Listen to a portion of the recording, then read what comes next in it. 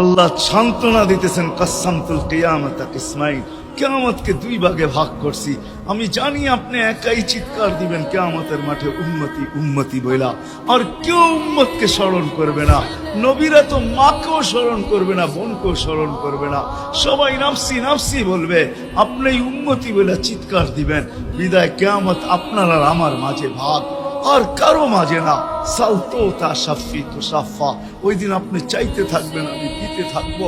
আপনি সুপারিশ করবেন, আমি মঞ্জুর করতে থাকবো। লা ইউখজিকা ফি উম্মতি, আপনার উম্মতের ব্যাপারে আপনাকে আমি লজ্জিত করব না।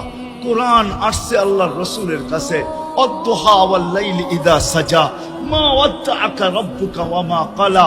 এই সূরার ভিতরেই আছে সাওফা ইউতিকা রাব্বুকা ফাতারদা, আপনাকে আমি রাজি করে ছাড়বো।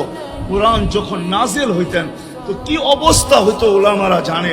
আল্লাহর রাসূল ঘামতে থাকতেন, এতটুকু কষ্ট হইতো, কখনো কখনো বলতেন কাদার রু আইয়াখরুজ, মনে হয় আমার রুটা বাহির হয়ে চলে যাবে।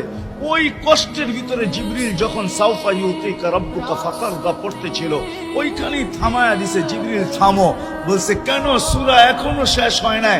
বলছে থামো, আল্লাহ আমাকে রাজি করতে চাইতেছেন, আমি এই মুহূর্তে আল্লাহর কাছে কিছু চাইতে চাইতেছি। বলছে তোমাকে সাক্ষী রেখা। বলছে কি চাবে? তো চিৎকার দিয়া বলতেছে ইলাহি লান আরদা, ইলাহি লান আরদা হাত্তা ইয়াকুনা ওয়াহিদ মিন উম্মতি ফিন নার।